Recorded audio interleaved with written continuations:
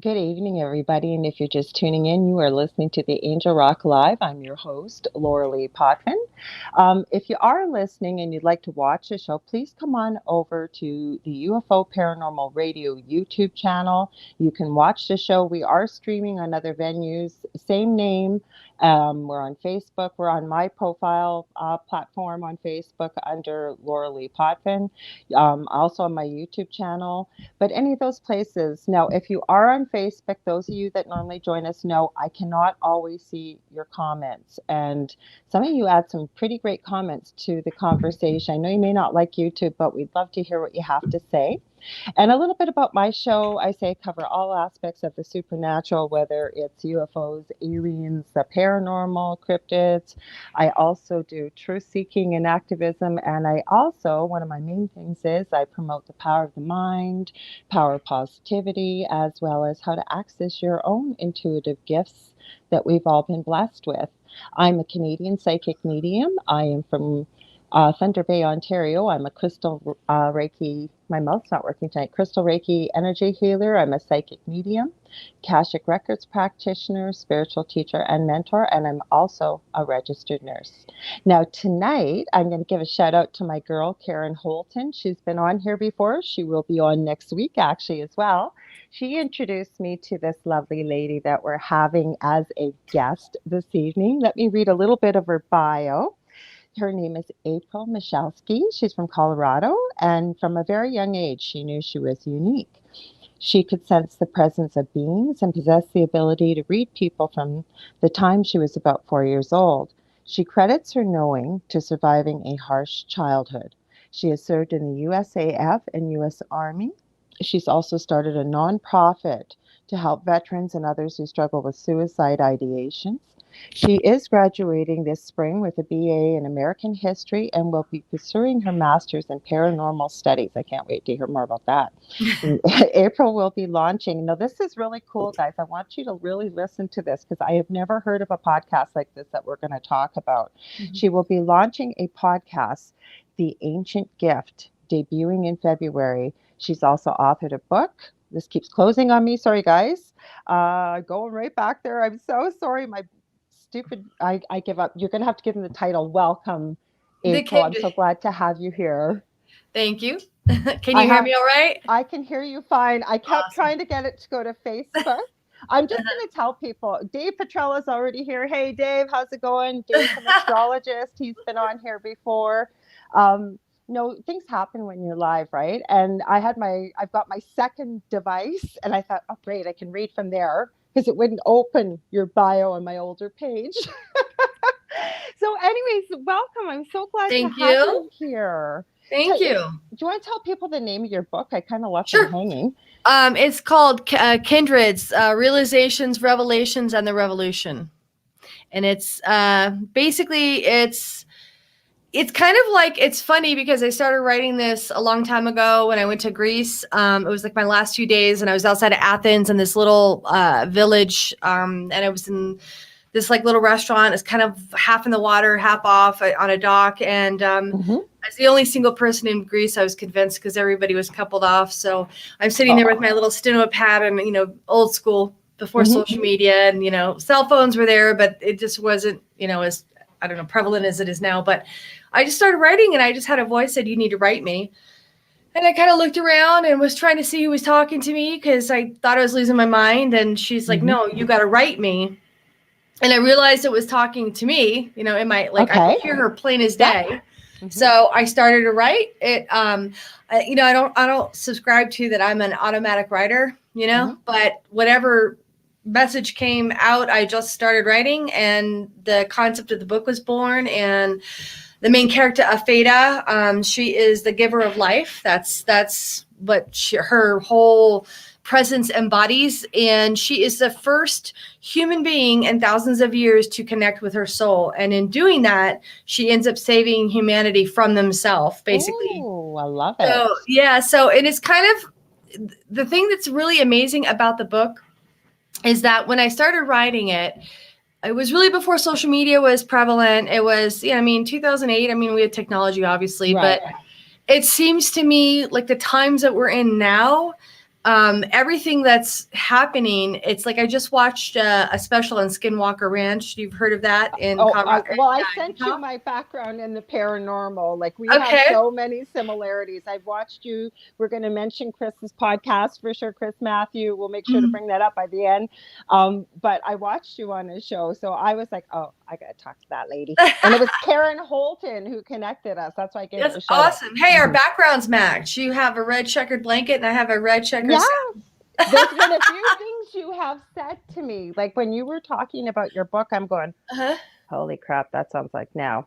And I have to, there's a question I'm going to ask you about that inner voice, but I was just going to mention, I don't watch a lot of TV, but we've been watching The Witcher.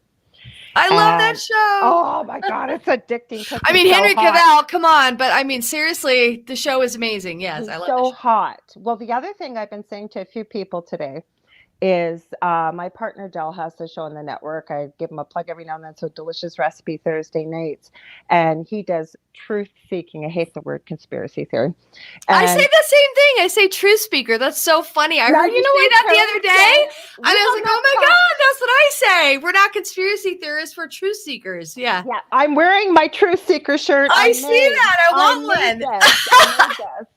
I do. I want one. Do you? Well, I have a Cricut, so I designed all this, cut it out. I'm launching a second business. I've got a few pieces here I'm going to bring up at the end of the show to show people. I'm actually going to get the damn store open. But where was I going with? Oh, my partner has, since I've met him, I've been with him for 13 years, and he's gone on and on and on and on about this book series, The Wheel of Time. Well, The Wheel of Time is now a series too. I saw that. I haven't read the book though. Okay, well, they are both in the future. Okay. They both talk about the white light or being on the side of the light or the light. The similarities are not even the same stories, but there's so many similarities. But getting back to The Witcher, because like I said, I talk about, the power of positivity, the power of your mind, without giving anything away. The last episode in season 2, the Witcher was battling with his fellow Witchers, a very, very powerful demon. And it hit him. And this is part of my message I teach to people too, is there was so much hate and anger, just venom they were pouring into this entity because it had killed some of their friends, right? Right. And it was feeding it. He got right away, all of a sudden he got from a crystal somebody had thrown to him. You have to watch the series. I don't want to give too much away. But the whole point was he realized we need to send it love. We need to send it high vibrational energy because that's so aversive to it. Its food is the negative energy. And that's kind of the... Oh, go ahead. I'm sorry. I think there's just a slight delay. So if I interrupt you, that's why, and I apologize. Also, I'm extraordinarily ADD and high energy. So sometimes I lose track of my mind. So Chris calls me Squirrel Girl because I'm like, squirrel. I was just gonna say that. I'm like that. I'll be talking because my mind, I don't know if it's ADD for me, but my mind's going a mile a minute. And all of a sudden I'll be like, oh, look at that. And so I always joke and say, oops, shiny squirrel. Yeah. So at any rate, in my book, so this now, think back to 2008. Everything's we're in the matrix, right? Everybody's plugging along. I'm in my late 30s. I have 5 children. One's gone off to college. I have 4 daughters left, and I'm working. I'm doing my thing, and I end up starting writing this new age book. Now, I had been gifted my whole life, but I had never really, I don't want to say embraced it because I was taught like, that's bad. Like you can't know these things. You shouldn't know these things. There's no way you talk to dead people. Even though my grandmother was Native American, half Irish from the reservation. It was like beaten out of her. Basically, she was Cherokee Choctaw. So she was not allowed to, any of their fundamental Native beliefs, indigenous beliefs. Dell's grandma, she was Cree. I just, 5 languages. And same thing sent to the Native schools here for Native children, beaten out of them, their culture, the whole bit. Yep. So at any rate, when I started writing the book, I made up like mythical characters and in my book, there's realms. So there's the human realm, the kindred realm, and I don't want to give too much away. And then there's a shadow divide. Now the shadow divide is, I guess if you would go to my Christian upbringing, you would say, oh, that's heaven and hell and earth, right? Because you would have the three realms, and then you would have the up, the down, and then the middle, right? Right. But it's more than More than that. It's way more than that, because the shadow divide consists of all of men's evil they have ever done, felt, and said, that has coagulated into this being that now is being fed off of fear and anger and hate and war and all these negative emotions. So he's gotten stronger. So he's trying to break through the kindred realm and the human realm, because he wants to control all realms. And so he sends shivers, which I call an earthquake a shiver in my book. So all these earthquakes and natural disasters start happening on the earth, and the kindreds are feeling it. And, they're part of us, but they veiled themselves when we became evil and started like slaughtering all the mythicals.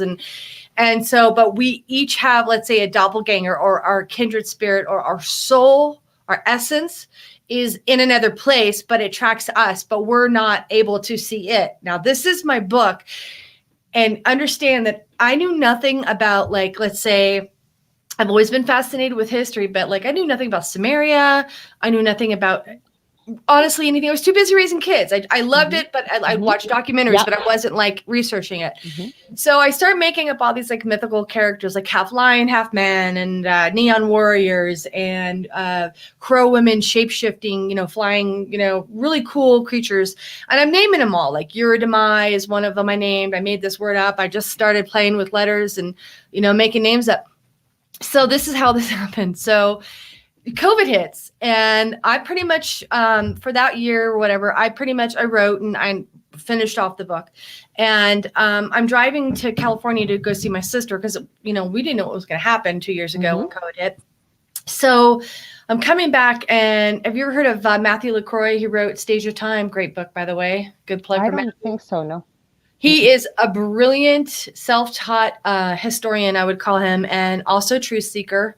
I don't want to say where he works, but he works for pretty prominent TV station. I'll just say that in Boulder, Colorado, so you can figure that out. And he's amazing. I mean, his research he's done, and his ability to self-teach, and in his he's a great book, Stage of Time. Can't say enough about it. Well, they were talking about the Anunnaki. And I had never heard of the Anunnaki at that point. So I'm driving, I get to Mexico, and it's actually Chris Matthew and him are talking about the Anunnaki. And I almost drove off the side of the road, because in my book, one of the kindred, the sages in the book, the wise people, what do you want to call them? They're called the Ijiji. Now, I thought I made that name up, but turns out the Ijiji were scientists for the Anunnaki. Yeah.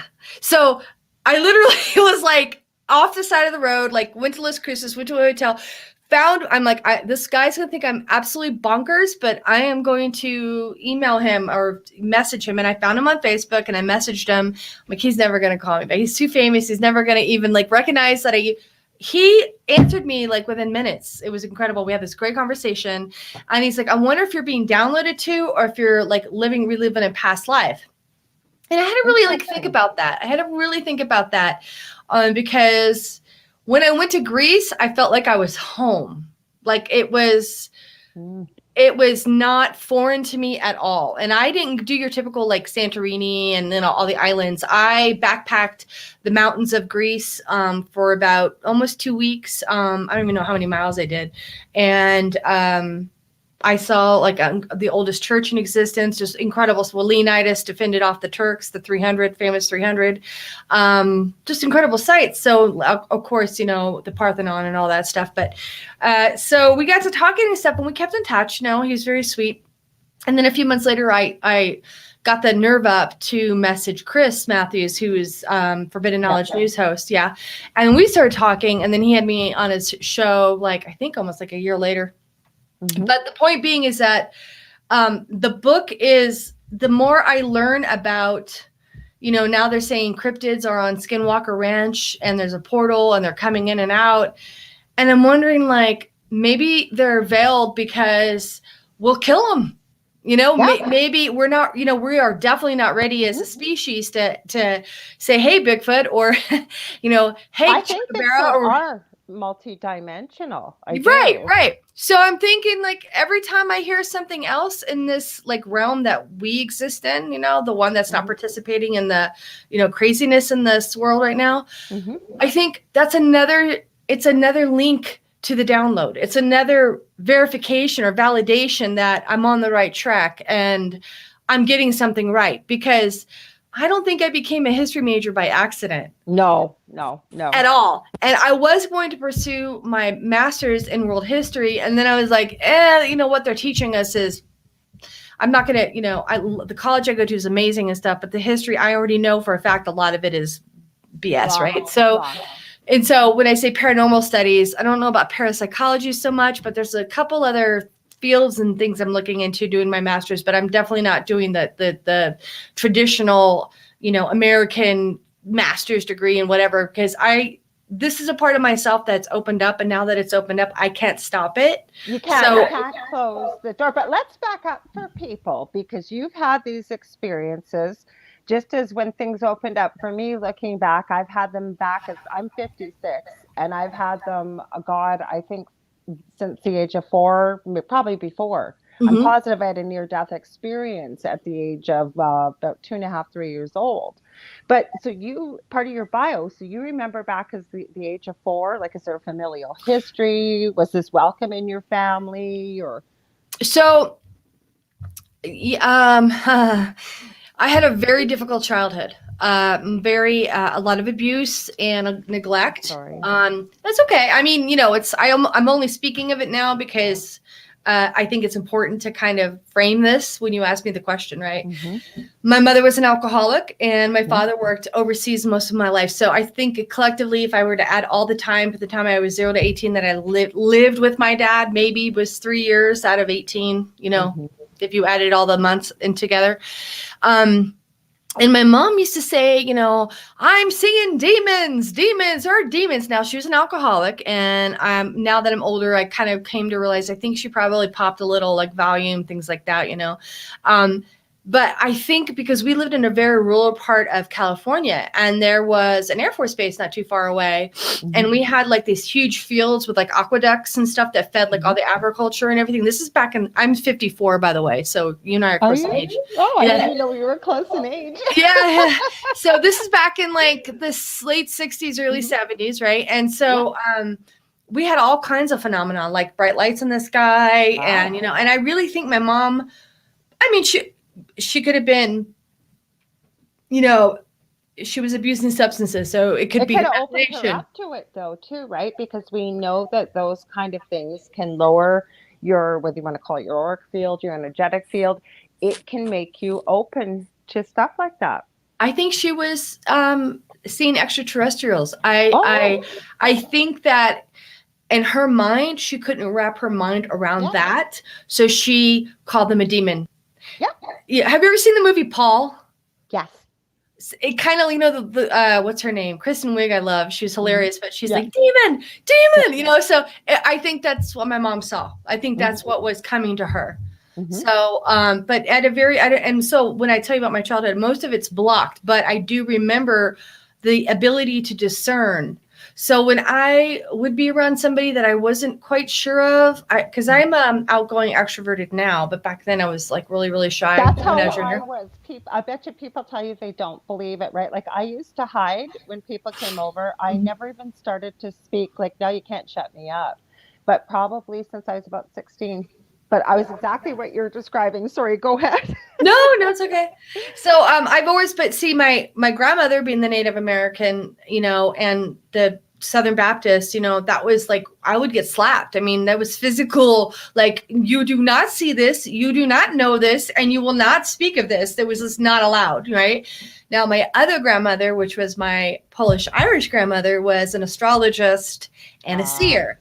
So when I moved to Florida when I was 10, I right. spent a lot of time with her, and she would nurture the gift. She would encourage me. Oh, She would be open to listening to me. And still, wasn't something prevalent that we would talked about. But I remember she had this 1970s, and she had this like little thing looked like a Simon Says kind of like apparatus.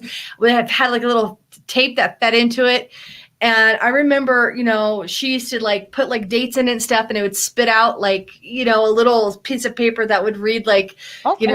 you have a little horoscope for the day or Mhm. month or year or whatever. It was cute, I mean, Mhm. now it's whimsical now, but she was actually very talented. And she was, my sister just told me a story that when we were little, we were visiting, and she had this, I guess, an angry phone call from this husband, and my grandpa answered the phone. My grandpa was this cantankerous, tall, like Polish, regal, like retired engineer guy, Yeah. totally scientific. I was his favorite grandchild. I hate to say that, but Aw. loved him. But he was kind of a jerk to everybody, but he was really cute, sweet with me. Yeah. But he gets off the phone. He goes, okay, I'll tell her. So he gets on the phone, and I just, Marie, because my grandmother goes, you got to quit doing this stuff. I guess she told this woman that her husband was cheating on her, and she was right.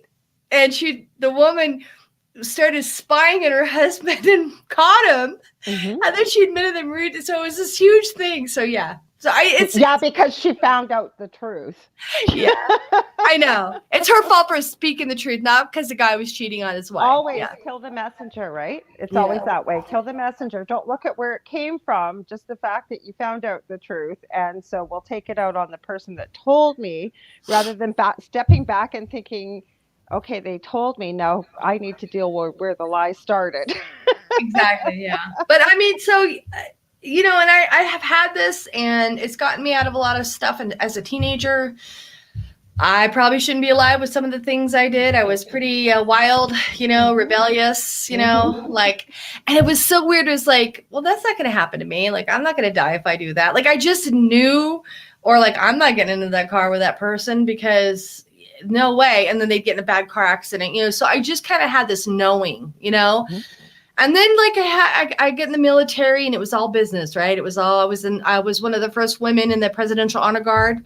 It was a 21 gun salute at Arlington National Cemetery. It was at the time, very prestigious. And women were not welcomed, trust me. I think the Air Force was the second branch to let women in. The Navy, I believe, was the first. And I got hazed pretty bad. And so it was all business, it was all like, and then I got married really young and had a baby, and it was just about survival, right? At that point, there's no thriving. It was surviving. So when I went to Greece, it was the first rule, I think, big thing I've ever done for myself, and I could.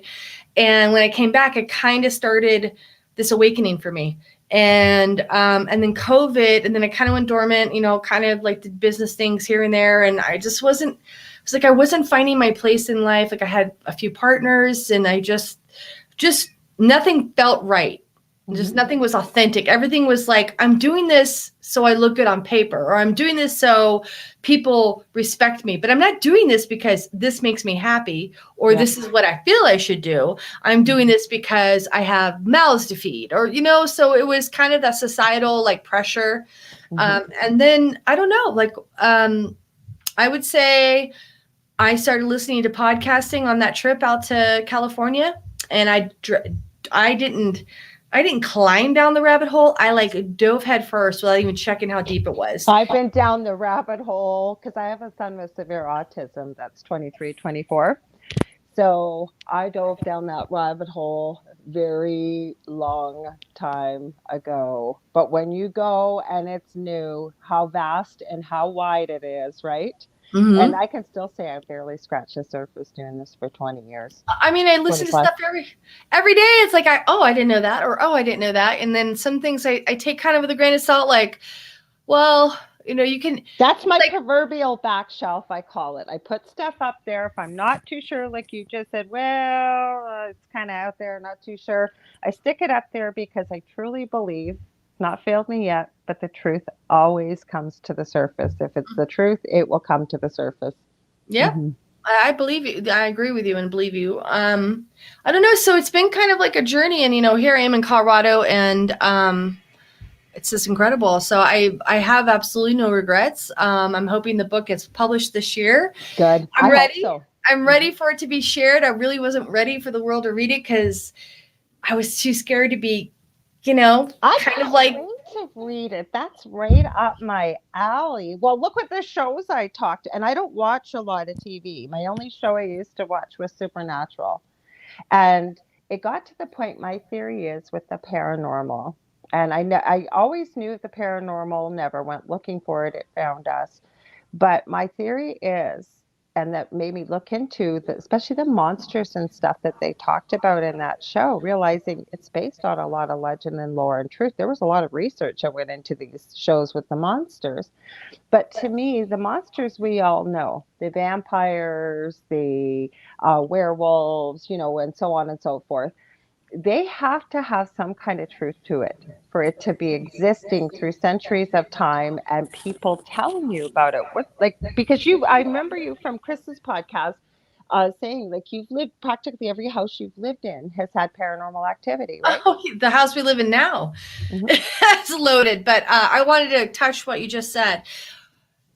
I truly, and maybe this is like, sometimes you'll read about an actor who gets so into character that they stay in that character. They eat, sleep, drink. They don't, like, if they have the co-star that's their nemesis, they won't even look at them.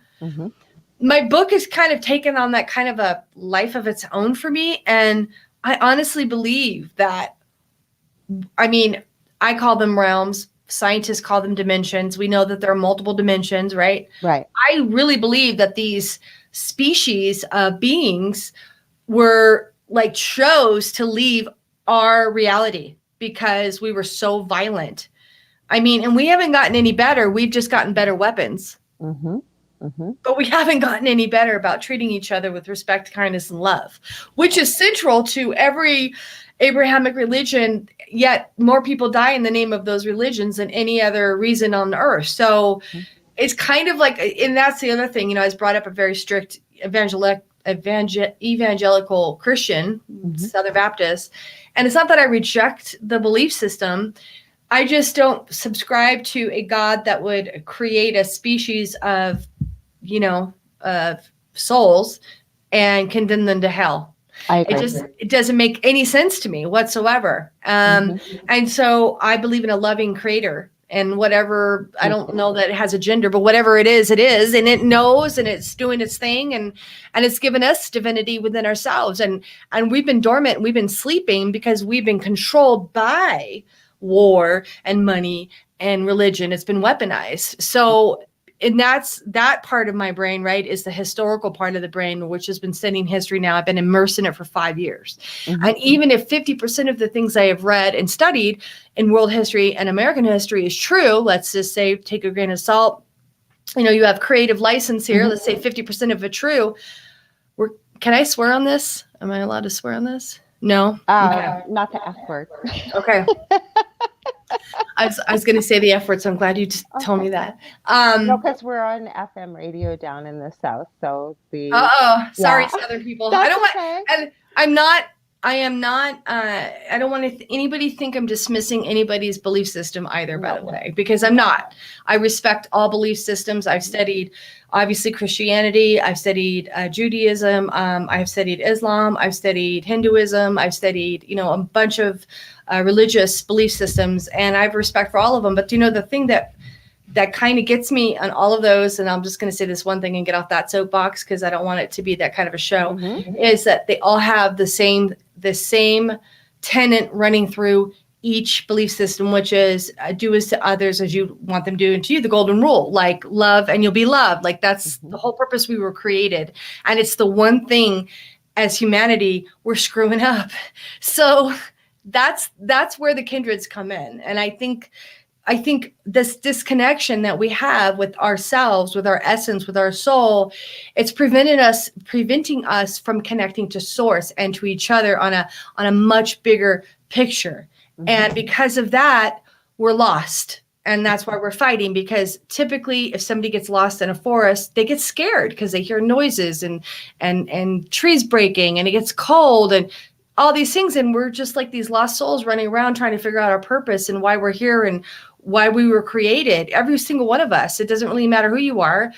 Everybody has a moment like that. So I think until we find that, we're going to continue to do this where we're fighting and we're, against. Yeah, but how many people, and I don't knock religion either. I was raised Roman Catholic. I was sent to Roman Catholic school. I was had made to go to church all the time, and I always my it's very similar to what you just shared. That to me, and I'm just going to say this. I always say it's not my job to judge, but every time I was forced to go to church, everybody had their seats. You might have to turn that down a little bit. We got a little bit of feedback there. There's no sound. Oh, on No, I the can hear microphone? you. You can just, yeah. Sorry about that. That's okay. That's okay. It can still hear it, but it's not too bad. Just so people can hear us. But what it was I was going to say, people with all the money sat up front, and then they judged everybody as the basket went by, and they were holier than thou. They were all in their most fancy clothing. And then the minute they walked out, just treated people like garbage. And to me, I say God, if God is your father and God is everywhere, I don't need to go to a special building to have a conversation if I want. No, other people, if you need that, hey, I'm the same as you. I've studied many different religions.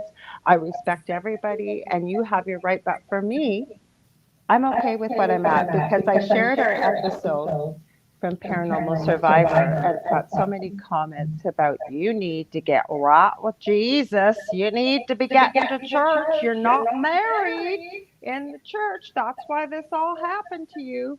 So there's still a lot of judgment, is what I'm saying. Instead of, like you said, treating one another with kindness, treating like you would want to be treated, learning that, yes, we need to take care of ourselves so we have enough to keep giving to others, because I believe it's all about service to others rather than service to self.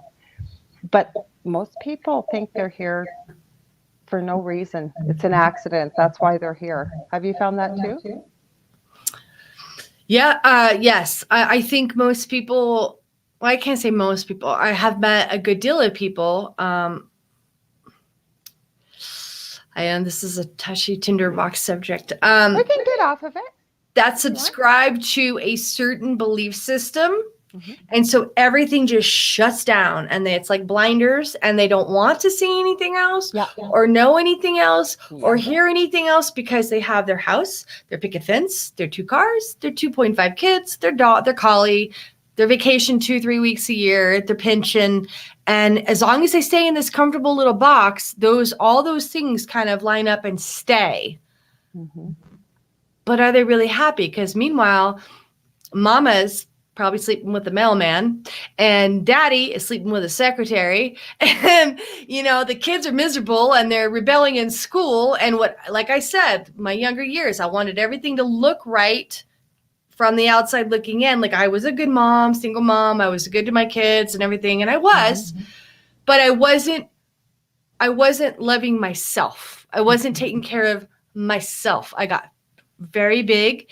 I was very depressed, and I was depressed for years. And a lot of that was childhood trauma brought forward. And I went through years of cognitive therapy. I've attempted suicide twice. So I have no shame in, so my whole foundation is directed at this cause. So I have no shame in telling that. But even to tell you that, a year ago, I would have been like, it's up in my throat, and I have to say this because people need to know, but I'm going to be judged. So I don't want to say this because then they're going to think I'm crazy, because I try to take my own life. But if you're ever in that space, and if anybody's listening to me and you are depressed, and or you are having suicide ideations, or even thinking about, like, I just don't want to wake up tomorrow, because I used to pray, like, God, if you're really there, I really don't want to kill myself because I don't want to hurt my children. Right. But if I don't wake up tomorrow, that's okay too.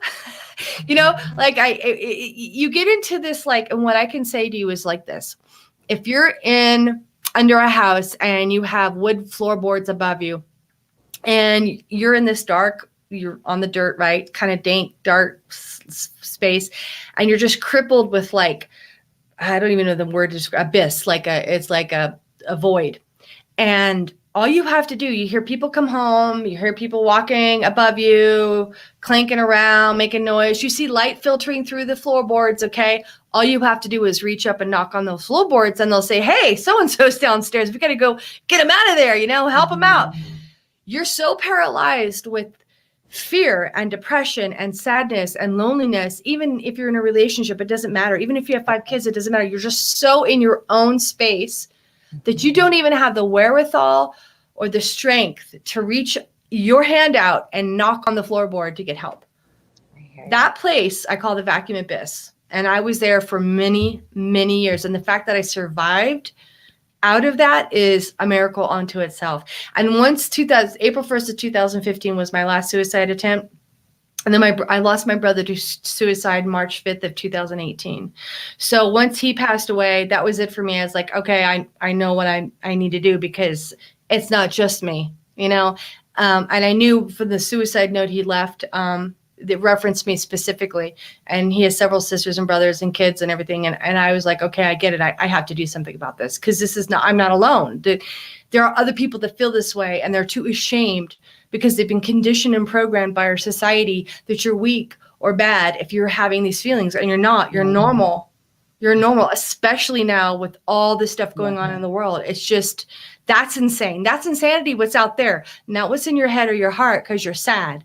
It's insanity what's out there. So it took me a while, a couple years of cognitive therapy, a lot of spiritual. I did spiritual therapy and cognitive therapy in parallel for 2 years, and really grew my gifts and everything. And then once my brother died, that it was like something switched on. His death actually not just saved my life, but gave me a purpose. And I know that sounds kind of odd, but it put a fire in me to go do everything I want to do, what's left of my life that I've been too afraid to. You know what though, April, I say this often, and I know one person was in a difficult space that heard this and took it the wrong way. But I said, as human beings, when we learn and when we grow and when we do what you did, when we're in a dark space, it's usually when something dark happens, something awful happens, something so painful, because when things are status quo and they're amazing and life seems like it's perfect, or like you're newly in love, whatever it may be, there is no impetus for change. So then a human being is faced with choice. What do I do once I start to heal? Say we've lost somebody we love, like your brother, right? Mm-hmm. And you took that, like you said, and made it part of your purpose. Now, you could have had the choice to sink deeper and deeper and deeper with what you were going through, but instead you turned that pain into helping others. That's what I'm saying. You went through it yourself. You understand it. I know from what you just shared. I have not gone through that, but I have somebody very, very, very close to me biologically that has tried to explain it to me. And I had no idea. Actually, even what he said to me broke my heart. But that's what he said. There are no words, but he tried to explain it to me. Mm-hmm. And it was very similar, a lot of the wording that you were using right there. And what you are doing is so brave and so courageous, because there are so many people out there. And let's think about it. You want to work with somebody that understands it, or you want to work with somebody that's clinically gone to school and has no idea how deep, how dark. There aren't even words in the English language to explain where you were, right? No, exactly. And, my son, who is brilliant, he has to do his dissertation of his PhD, but he's not buying into the academic world anymore, so he's not going to do it. But he is a brilliant young man. He's like, Mom, you don't have any real credibility. You're not a doctor. You're not a counselor. You don't have psychiatry, training to go out and do a nonprofit to help other people with this, because, you don't have that clinical background. And I looked at him and I said, I'm not going to discount any of the feelings you've ever had, son, but I know what I felt, and I know I'm not alone, because my brother proved it on March 5th. Okay. Mm-hmm. So if I can help one person out of millions or billions that are suffering from suicide ideations, then whatever I do is worth it. And absolutely, when I tell you, you're under a house and you hear and you see and you feel people and you just can't move because you're just paralyzed. Mm-hmm. And that's not even, that's like scratching the surface on an analogy. right? It's like you're in your own personal hell or limbo. And everyone's like, oh, come on, don't be depressed. You have a great job and you have a house and you're so pretty or you have great hair. You know, what do you have to be depressed? Your kids are all healthy and, you know, You and got there's a a great part job, or you got a great yes. life, you got a great part, and they don't get it. And what I'm going to say to you right now is that the minute you talk to somebody, meaning you, and the experience you've had, and no matter what they share with you, you will have a better idea what to say to them than say I would. And I'm going to just be honest. It's one of my sons I went through this with, and I still do. I have many a talk about death and dying, and that suicide, it removes the person's pain, but it's the people that are left behind that you never heal, including the fact that even with mediumship, how many people do you run into that even have so many regrets about taking their own lives, or they won't cross over because of, religious dogma, thinking there's hell awaiting them if they do. I mean, we can go on and on. I read for a girl one time. I had I've had a few stores and I owned a little antique kind of like, it was kind of like a mixed bag in a little town in New Hampshire. And I'm not going to go real deep into that, but it's a college town. And now this is kind of when the secret was stuffed way down, but I couldn't help it because spirit comes and they don't get permission. They just come. So this young woman comes in my store. She's looking around. She's like, oh, it's, you have such cute stuff, blah, blah, blah. And when I say I see her dad, I don't mean like I physically, like some clairvoyant that can see. I can feel when spirit comes. I get goosebumps that come from the back of my neck, and it usually goes to the left side of my body. And I have this knowing, and it kind of takes the wind out of you for a second, and you're kind of like, okay, like someone is with you. You just know. I don't know how to explain this, but so he's like. And also, I don't remember a lot of the readings I've done, but he was so strong. So he was like, I know you can hear me. So could you please tell my daughter that I'm so sorry? Because he had taken his life. Now, this is in 2000 and I want to say 10 or 9. And so I couldn't just come out to her and say, hey, your dad killed himself, huh? I can't. I know. Like, how you can't just. So you kind of have to dance around the side. And I said, you're going to school at da-da-da. Yes, I am. Nice. All right. And, she was young, petite, pretty girl. And I said, I don't know how to tell you this, but I need to tell you this. And I said, because I have somebody with us right now. And she's like looking around this, the store. Where's this person? And I said, did your father pass away? Like when you were really, really young and called you princess? I do remember princess. And her face looked like I had just, basically told her she won $10 million. Like it just like, she was like shocked, like, and I said, in fact, you have a tattoo of your nickname on the back of your, like right above your buttocks. And she's like, oh my God. Now, I've never met her before. It was winter in New Hampshire. So she was fully dressed. No idea. Right. And I said, he had a drug problem and a drinking problem. And she's bawling at this point, And I said, and you've done everything in your life. You've raised your mom, basically. And I said, you've done everything in your life to make your dad proud. And I want to tell you, he's really, really proud of you. And he's there every step of the way. And when you say out loud to yourself, Daddy, I hope you see me, or I hope I'm about to graduate, or whatever, her little milestones in her life were. And I named a few. And she's full on bawling now. Thank God nobody came in the store at the time. And I was like, I want you to know he's with you and he sees everything. In fact, I even got his name right, but don't ask me because it was a long time ago and I don't remember. Yeah.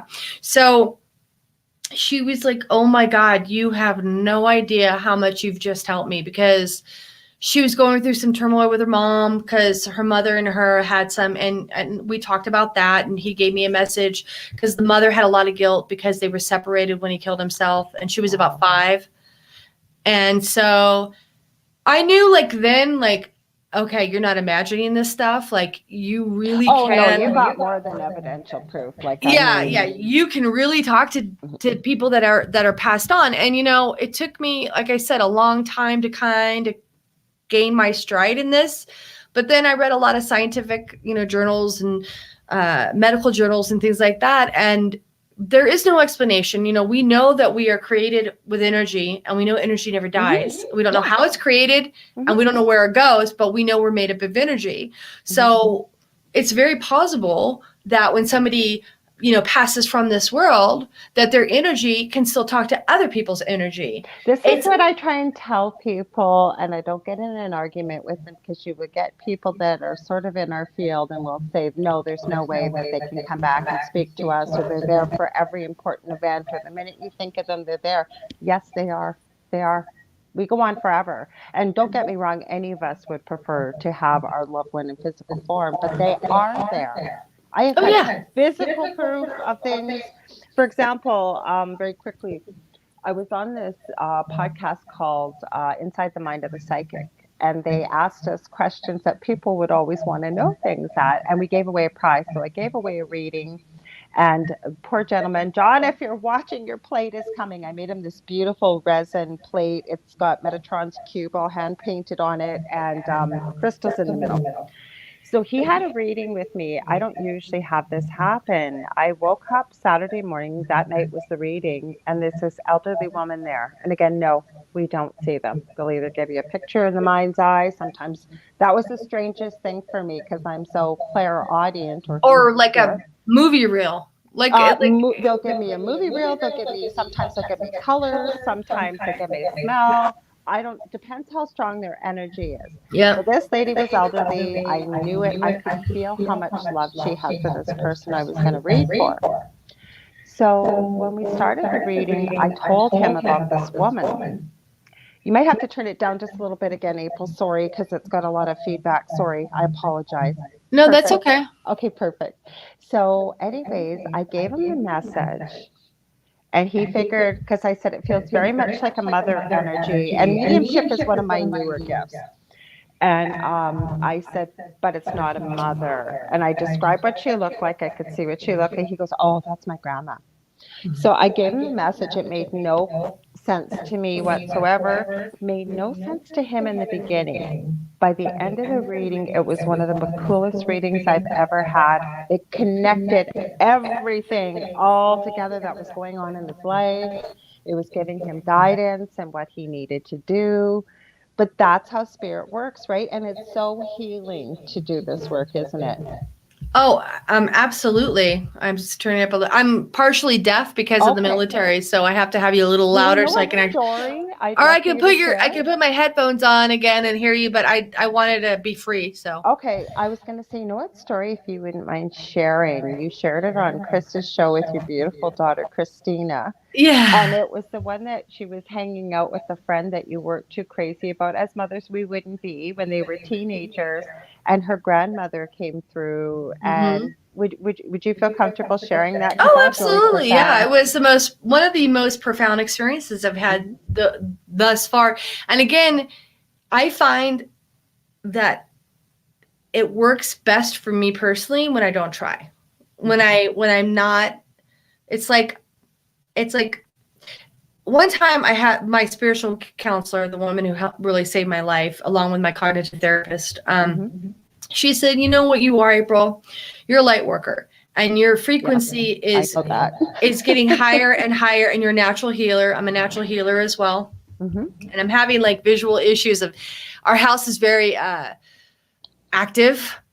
And so I can feel something around me right now because I'm talking about it. It's like a law of attraction, you talk about it and they're there. Anyway, our house was built in 1890. It's really cool. And so, what was I saying? So I wasn't really trying. And I the girl right now is like another daughter. I mean, I've known her since she was about 16. She's 33 now. Lovely woman. Are you there? I'm here. Okay, because you just went off for a second. I don't know. Oh, so weird. Technical difficulty. Yeah, I'm like, all right, calm down. Calm down. But and I didn't dislike her as a person, but I knew she was into drugs and alcohol. I mean, and like my daughter said on the show, I couldn't get away with stuff at all when you were a mom when I was younger, because you knew, like, I just knew stuff. And it's like, not like I tried to know stuff. I just knew it. They couldn't lie to me. So basically, I was walking by the room. They were hanging out in my daughter's room.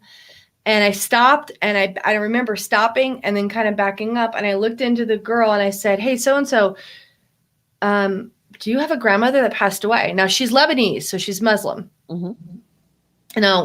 She was rebelling big time at this point, drinking, doing, little, I guess, recreational drugs and things like that. And my daughter was starting to get into it. I could see it changing her personality and everything. And so she looks at me and her eyes got really big, and in their belief system, this is a no, you just don't do this. This is bad. Right. And I said, well, she's here right now.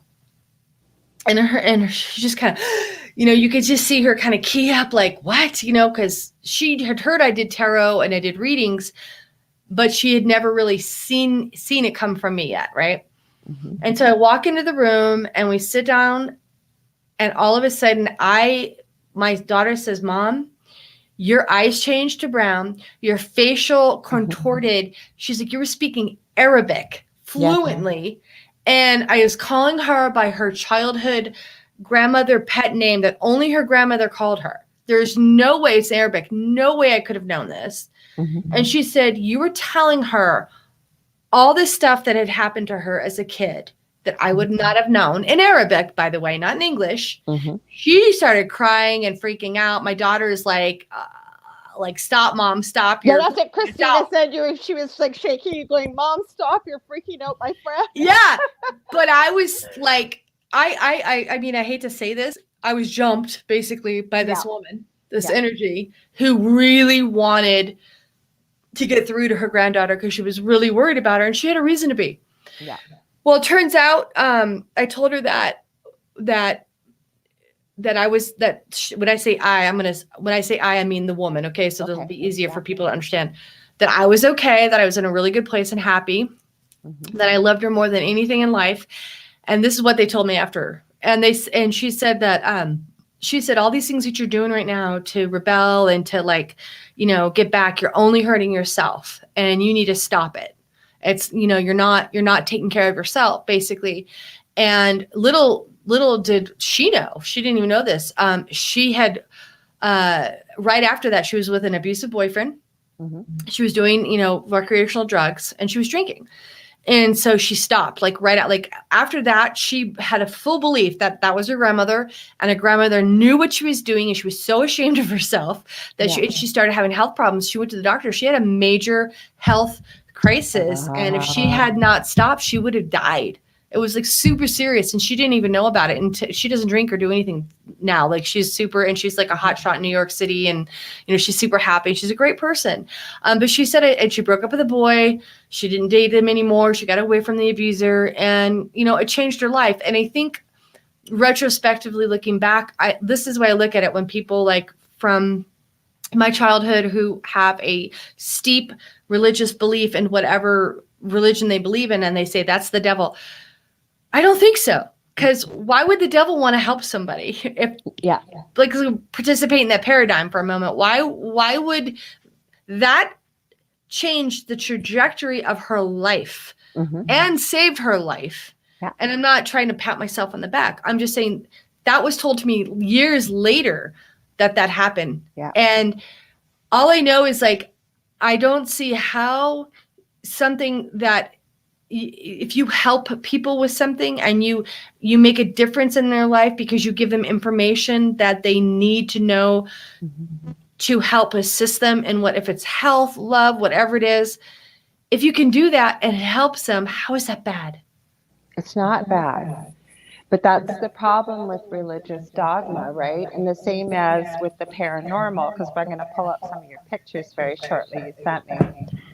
We get a lot of earthbound spirits for many different reasons. I've had people contact me that obviously have mediumistic abilities.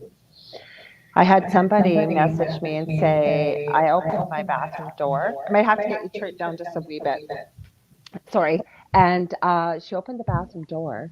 And when she opened the bathroom door, she said there was this girl standing there, 9 months pregnant, soaking wet, screaming, "He killed my baby. He killed my baby. He killed my baby." And I said, well, where did she go? We knew it was a girl in spirit. She said, she's somewhere hiding in my living room. So she wanted no part of that. Got to respect it. She want to deal with it. But I tried to connect with this girl and cross her over. But like you said, when it's a movie, part of what she showed me, what had happened, I guess the boyfriend had always been abusive, didn't want the baby, and decided to get rid of her and the baby, and he drowned her. So I guess, I guess it happened quickly, unexpectedly. She may not even have realized she was dead, because that happens, as you well know, when people pass quickly. And can you imagine what that must be like? You don't know you're dead, and you're wandering around, nobody can hear you, nobody can see you, and you find someone that can hear you, Oh, right? that's what I was trying to say. Like I told you, I'm like squirrel.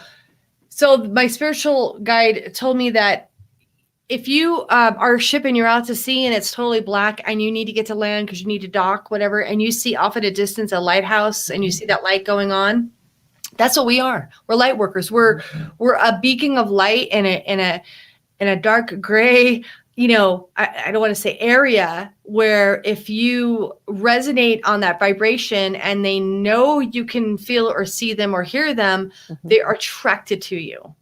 Isn't that And so cool? Your guide gave you that. You know what my guide gave me? hmm, Was that if you're looking at a map, all of humanity is little pinpricks of light. But people like yourself and myself, who would be considered light workers, we're like driving down a highway, pitch black, and you're looking for a place to stay. And all of a sudden, those old flashing vacancy motel signs, that's what mhm. that is, or like a bonfire. So they see it right away. Isn't that Yeah. cool? The And analogies. and for everybody who's listening, I want them to like close their eyes for a minute. And imagine you get home, you leave during the day, and you're not expecting to get home, and it's pitch black dark, and you're fumbling around for your keys because you're trying to open the keys. You get to the door lock. What are you gonna do the first thing? You're gonna turn on the light, right? So you can see. That's exactly what we are. Like we're the light that they flick on, so they can see and communicate. That's the best way I can describe it. I love it. I love it. So now that was a profound experience, but you shared a few experiences. But you said that I know people love to hear about the paranormal, but let's get back to these houses you've lived in. What are some of the things you've encountered? I know, again, I'm not trying to copy Chris's podcast, but it's some interesting things that with Christina there, some of the things that you encountered. Hold on just a second, because you're saying I'm having feedback, so I have somebody do that. Okay. Yeah, Chris, just when I talk, you can hear it. Now that's way better. That's way better. Can you How do hear I me? turn it on? Oh, hold on. No worries. I'm going to put this on. I think it might help with the feedback. No worries. Can you hear me? I can hear you perfectly. Is that better? It is amazing. Oh, thank We you. got no feedback. Thanks, Chris. I guess we did need the headphones tonight. I took them off because you're like, Well, I don't usually use headphones, but maybe the way Chris's system is set up, maybe that's why he said you need to wear headphones. Remember, he said. Well, before. we got a really good microphone, and we Yeah. literally have a studio here now, so it should work. That's why I was like, why isn't this working? I'm glad too. Now I can really hear you well, and I can still hear, but my hearing, I have tinnitus really bad because of all the guns I shot. So I have a lot of ringing in my ears. So you're like, feedback. You don't know what feedback is. I've got it right now. Because of the tinnitus. It's okay. Okay. So other experiences. Let's see. There's been so many. I don't even know which one. Well, I remember when Christina was on this show with you, you were saying that practically every house you've lived in, stop baby, my dog now has decided to come over. I have a large German Shepherd. She usually makes an appearance, and she's decided she's going to come say hello. Hi. Emmy, I love it. Come on, you can go say hello. This is Emmy. Oh my goodness, that's not a lap dog. No, she thinks she is. She thinks she is. Don't tell me you have to go outside. You're going to have to wait there, dog. Cross your legs. No, you were talking about every house that you've lived in, you've had activity. Have you had a lot of malevolent, or have you had like some, benevolent kind spirits, or both? Or so the first house I ever bought was in New England. It was in New Hampshire, and the house was built in 1850, and it was this cape. And it was 2 stories. I had like a back hidden staircase. I had like really weird little rooms. I don't know. They're like little rooms that were like all connected to each other in old houses, Right. hardwood floors, the whole deal. And we knew that the woman that lived there died in the house. She was a smoker. So it took us like, I think 3-4 months to get all the nicotine off the walls and, paint and do all that stuff. But at the time, my youngest daughter was like 11 months old when we bought it. And so our room was up the top of the stairs. There was a landing, and to the right was our room. And then right across the landing was this little tiny room, and it had this like weird window that kind of went like sideways. Mm-hmm. And we put her crib in there, and that was her little nursery kind of. And so we would hear footsteps and things like that. And, my kids would be like, looking at me like, what is that? And I'm like, oh, it's nothing. It's an old house. It's settling. You don't want to scare your kids, when they're that age. Yeah. So I remember one night specifically, and this happened several nights after this. We heard my daughter, who was about a year at the time, cooing and laughing and giggling, and it was like 2:00 in the morning. And so we go across the hallway and peek in, and she's sitting in her crib on her butt, and she's interacting with something. Wow. Something we can't see. And she's like handing that something to this, whatever it was. Mm-hmm. And she's giggling. She's like, hey, she's like a baby. She's giggling like it was just like playing with that entity. And my husband at the time and I look at each other and we're like, what is that? The hell? And so we're like, okay. So we tuck her in and feed her a bottle and, put her to bed. And every night after that, 2-3 in the morning, same thing. Like, and we would come in the morning and wake up. She'd be completely like covered and like tucked in.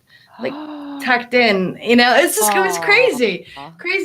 But so that was benevolent. It was a nice spirit. But then before we moved to that house, we lived in Salem, Massachusetts for a while. You had lots of stories about there, didn't you? If anybody ever wants to go and see a charged area of energy, go to Salem, and don't go on the cheesy witch tours and ghost tours and all that stuff. Go with a local who knows the area and can tell you real Salem history. So we lived in this big threeplex. It was 3 floors. And there was if you ever been, are you familiar with New England? They'll have a lot of I've never been there, but they have a lot of houses like by the ocean. And those were like the captain's homes. Sea captains would have homes right by the ocean. So this used to be a captain's home. It was on Mason Street in Salem. And, it was creepy. It was very creepy. We're on the 2nd floor, and I'll remember one day I was making dinner, and I had my daughter in the high chair, and the other kids were in the other part of the apartment playing, and my husband at the time was working.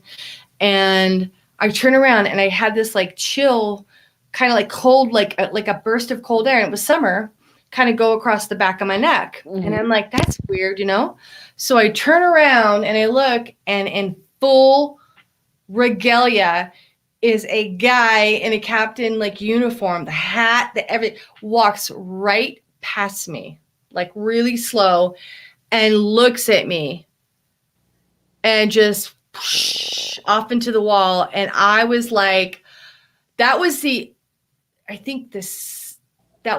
first time I've ever seen something manifest like that. I mean, you could feel all of the energy in that room, like being sucked out into like whatever this thing was forming. And I freaked out because this is like, again, I've had this gift my whole life. This is before I told, the whole like jumping and the channeling I did with, this is way, way, way before that. So I was freaking out. So I ran upstairs. Our landlord lives upstairs, and I'm banging on the door, and I'm like,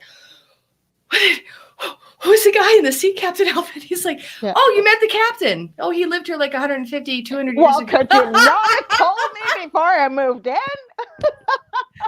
I'm like, that would have been nice. So we had, there was this back room, and I promise whoever's listening to this, I swear on my children's eyes, we put a cross in there. We came back, it was upside down. We'd come back, it'd be off the wall. there was a closet, and it was like a 3/4 door, and it was freezing in that closet, like Wow. freezing in that closet, no matter what time of the year. We literally, whatever was in there was so vile that we had to close off that part of the apartment and Wow. move everything to like the right side of the apartment and live, because it was a pretty big space. And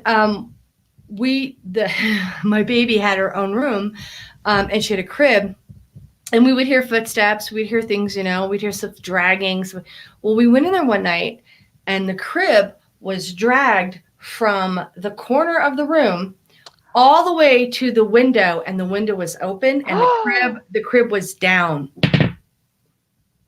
Oh my God. I've got tears. You tell me, and I'm not a crier. Oh my And God. I was like, holy bleep. And so I've got goosebumps right now. You telling me that. that was it. We were done. So we moved the crib into our room, and then we like I don't even know how long we stayed past that. Like, it wasn't long. We were out. That's when we bought the house with the nice lady that played with the baby. But yeah, there was some freaky stuff that happened in that house. And I don't think that was the captain, because there's a lot of there has to be a lot of energy in there when it's been around that long. Well, you have houses that are built in the 1600s there. Wow. Because in our old house, and I lost everything to lose that house 2 years ago, January 3rd. And I don't care. Don't miss it. Doesn't matter. There had to be numerous portals open there. I've sent you a couple of the EVPs that came through there that are just insane. And my partner, Dell's been thrown 15 feet across the kitchen. He almost died because of something trying to kill him. Wow. And after that, one of us, it was usually me, stayed awake all night long to make sure everybody was safe. Mm-hmm. Now, with my first husband, it was my first husband's house, growing up in that house. He said they never had anything, and it kind of started when we moved into this house. My eldest at the time was 15 months old, and he spoke a little bit late, but he never could settle in that room very well. Once he started to talk, he kept saying something in my closet, something in my closet. And the one thing, as a parent, or anybody that's a parent out there, you always check on your children when you go to bed. We just do, right? You just go do, kind of give them a kiss or make sure they're covered up, whatever. 3 to 4 times a week we would go in there when he was about 3 or 4. And we had those bunk beds that were kind of up on posts, a bunk bed or bed, but there was a desk underneath. My son would be lying on his back in a pool of vomit, not even knowing he had vomited. We'd have to strip the whole bed, the whole bit. It got so bad because both my boys are gifted, just like Christina and your kids, I'm sure are. I know Christina is because I saw her on the podcast with you. But he never slept in that room. That room was empty. He had to move a mattress by your bed. Never went back in that room. When I had somebody clear the house, and was a very woo-woo light worker, as I call her. I can tell you're not a woo-woo light worker. I'm not. Nothing wrong with it. Just people are living the really astral love and part. light, love and light. Yes. Burn some sage. That'll take care of everything. Now you might piss it off, so you got to be careful. Yeah. Yes. So what happened was, and her mom had just died, and she wasn't expecting it because she was a medium. And she had been told to come. She was going to be in for the fight of her life. I wish I had videotaped what had happened, because she went past my younger son's room and she said, "Oh, I don't like what's in there." She said, "We're going to leave that to last." I kid you not, it was a day, 80 degrees outside, not a cloud in the sky. She went in that room. She passed out. She had tears rolling out her eyes. The wind was whipping around outside. You could hear it. Looked like there were clouds just flying past. The energy was so insane. It was crazy. But anyway, she told me that there was a little girl trapped in that room for centuries in that closet and was so angry, and that's what was causing all the issues. I don't think it was any little girl. No, that's a deal. I was going to say somebody was screwing around with their cult. Mm-hmm. Oh, no.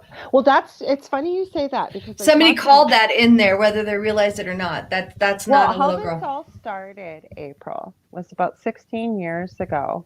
I had hurt my back long before that, but I was with my first husband, and we had just watched that movie, The Secret.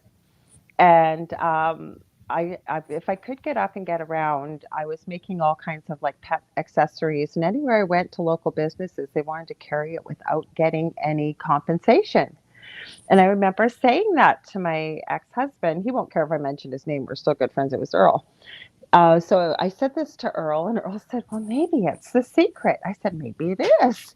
Well, lo and behold, that night I had a dream that I remember so vividly, like it's like it happened 15 minutes ago. To make a long story short, it was something that identified itself as demonic, gave me its name, spelt it for me. First of all, tried to get me to follow it and agree, and it would give me whatever I wanted. And I can't say on radio what I told it to do. And then it got very cynical with me, waving its finger, told me what animal every time I saw it, a crow, I'd know who it was. And I guess I called on Archangel Michael in the dream.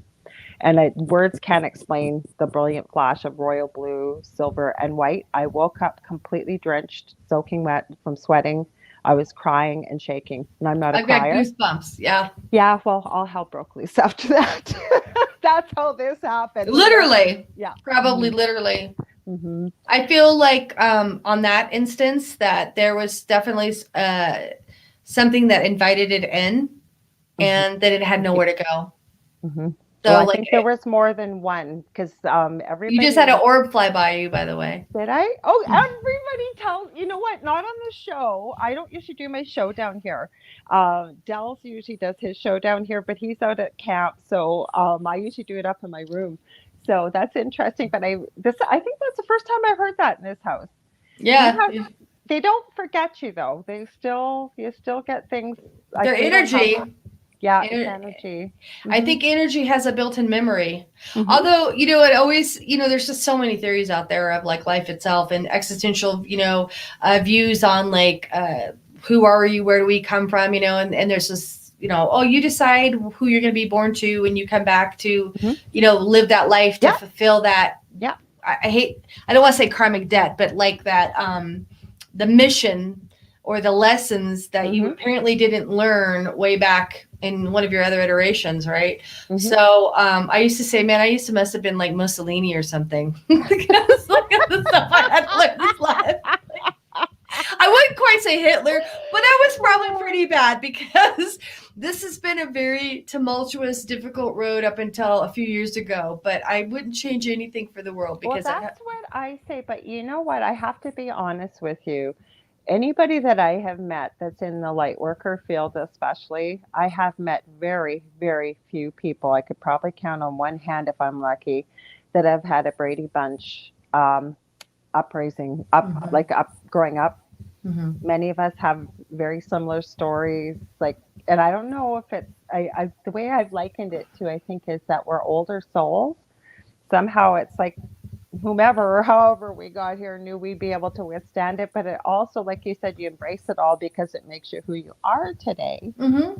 But you're able to help a lot of people because of what you've been through too, right? Absolutely. I mean, my cognitive therapist Terry, she literally saved my life. This is a 2015, so this is about 3 years before my brother died, and I can't even tell you the hours of phone calls my brother would sit on the phone with me and help me get through the night, the next day to get to the next day. But she's told me one time. Now I grew up. My parents were born in the early 30s, so they were born right after the stock market crash and during the Great Depression and all, and then World War II and all that stuff. So. She would say, your greatest vulnerability, your greatest strengths are often lie in your perceived greatest vulnerability. And it took me years to unpack that and say, no, because I can't show weakness. I can't show that I'm sad. I can't show these things because what will people think? Or like, then that makes me a crybaby or whatever that situation is. But in sharing my stories, I've done lectures, speeches. And by the way, I gave my brother's eulogy, hardest thing I've ever had to do in my entire life. I don't know either. I had my sisters, all of my daughters, all of my nieces, my nephews, my sister-in-law and I are like sisters. We call each other sisters. We're basically soul sisters. Bawling. And my brother and I were like this. It sounds like you were. And I didn't cry. And this is the funniest story. I could see my brother in back of me, full uniform. He had so many medals, he couldn't wear them all. A crazy 30 years as a combat helicopter pilot, many missions, saved many lives, brave guy, was posthumously awarded for saving like 5 or 6 Marines in Afghanistan, got him out there. The chopper got shot down, but he landed it safely and saved everybody's life. I got goosebumps. He's here. But I could see him I could see him like standing against the casket, kind of like with one leg up and his arms folded, like, man, sis, you're making me look good. And I was in my head, I'm like, shut up, would you? Because I'm trying to do this without crying, you bastard. I can't start laughing because maybe everything I've been saying, But like, I was so sad, but laughing in my head so much because he was like communicating with me when I'm saying all this stuff. He was helping you still while you're doing one of the most difficult things. I get through it. And my favorite quote I committed to memory a few years before he passed was, let love not be the tide that binds us. Instead, let it be the sea that flows between the shores of our soul. Oh, I love that. And it's an unknown author. And I thought about that, and that was what I closed the eulogy with. And I literally feel that is what we're here for, is this like flowing, we're these creatures that are just capable of so much love. Oh my God. And abundance. Or what we're capable of. We've been told that's not possible, that we can't do it, yes, we can. We are absolutely amazing. Yes. And absolutely. Love. So getting through the eulogy and then having him there and everything, it was a very profound experience for me. And after I was done with the eulogy, I had, I don't know, there's probably 100 people there. I to be honest with you, I was pretty shook up, so I didn't really have a lot of cognitive abilities at that time. But I had this guy come up to me and he said, "Are you a public speaker?" And I said, "No." And he's like, because I just actually had taken 2 public speaking classes for school. I was petrified of public speaking. So which is why I can't believe I'm doing this now. This is funny. I know. How you were, when we talked before, I know you were a little bit nervous, and I told you we're not going to have enough time to talk about everything we want to talk about, because I know Karen so well. When she told me, she said it about 3 times. I think you should really, I'm not telling you what to do, but you should really connect with April. I think you 2 are really going to hit it off. That's very sweet of her. It was. And I said no, but but it was right. So at that moment, I kind of I was like, this is what I got to do. This is what I've got to do. I've got to spread this message of love. And that's why the nonprofit is called Lenny's Love. And you're not gonna find it online or anything yet, because I launched it like a soft launch last. Yeah, but I don't have my website up, and I was looking for you on, I think it was Instagram. I was looking for you to tag you, and it comes up, but there's nothing on it yet. You're right, but no, I haven't pursued it because let's just see, folks. I sold a house and moved cross country. I have a new boyfriend. I'm in school full time, and I own a business in California that I'm about ready to shut it down here soon. And I'm launching another business, so I've been a little bit busy. So Lenny's Love is this year. Yeah. Well, let's talk about, because we're going to go a little bit past 11 if you're okay with that. Oh, I'm fine. We started a little bit late, but I'd love to show some of these pictures that you shared with me. Now, hopefully I do this right. If for some reason I disappear, guys, just hang in there, because I can log right back in. But I'm going to go to brand. I think this is how you do it. I've done it before. Usually it's with video, but I think it'll overlay over top our faces. Now let's preface these pictures a little bit. So where were they taken, and why did you take them? Okay, so I can't see anything yet? I didn't put anything up. Do you want me to just put one up right now? Yeah. Okay, there's one right there. Okay, so if the viewing audience can see that, you see this guy. They can see it. Mhm. Okay, so that's a flash of a camera. That's not an outdoor light. It's pitch black. It's in Casadega, Florida, Mhm. and it's a known spiritualist town that was formed, I think, in 1874 by a Mr. Colby, who was told by his guides to go find a place in Florida and make a spiritual camp there. And Okay. that band that's above him, like that Mhm. orby kind of band, that's what you would call an orb or a band, a spirit band. And he's a total stranger. I don't know who this is, honestly. Okay. We went on a orb tour to experience Casadega at night and to see what we could get. So if you want to go to the next one, Sure. I probably should have started. Well, we'll end with the really interesting one at the Okay. end because that one is crazy. But go ahead. So, according to the woman who gave us the tour, and she's been in the spiritual camp, I think for like 7 or 8 years, and she's been doing this orb tour for about 7 years, and she is in training to be a spiritualist teacher and healer as well. Now, if you look at her, you'll see to your right, you'll see orbs, and it's like yellow, green, red, like a rainbow kind of. Those are super, super rare. And my understanding was, pardon me because I'm new to this kind of thing because I've never really gotten into orbs, but that is supposedly like a fairy, like a group of fairies or a fairy orb. And then if you look up to her like 11 o'clock or 10:30, you'll see like a tiny little like white one there. Oh my gosh. It's real light and stuff. That's another orb.